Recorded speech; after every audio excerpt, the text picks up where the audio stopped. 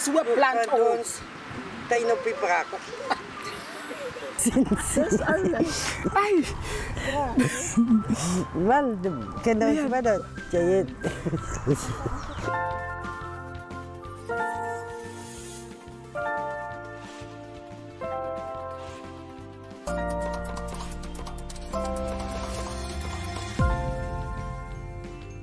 Radio Fynbos is hier op Tuin op die Brak, waar ons kuier saam met Anna en Esbie in die eerste episode van So Plant Ons.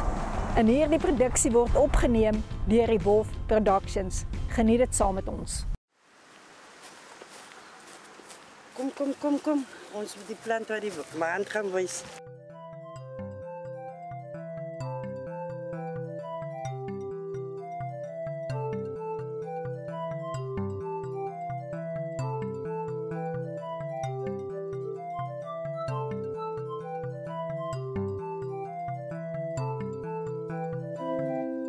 My naam is Esbie. Ek is Anna. Die eerste episode is So Plant Ons. Tuin op die Brak.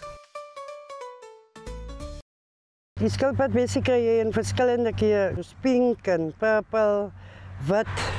Dat is eintlik die basiese kleure van hom. Ja, hy blom herfst en hy blom so in Oktober maand. Jy plant hom so in 'n sakkie. En dan so vir 3 maande en dan kan jy hom kan hy inkom in die tuin in. Hy kom voor in die rotse ook. Maar gewoonlik is hy baie goed om in sandgrond te plant. Hy verhoed dat erosie plaasvind. En hy is daar ook vir die bye. Want hy het verskriklik baie nektar in hom. Sy besie is rooi, as hy gereed is om te eet en hy het baie vitamine C in. Wat nog Is hy eetbaar? Hy is eetbaar. Hy is eetbaar. Voor die skilpaaie is hy die kos. Dis vir bronchitis, dis vir slaaploosheid.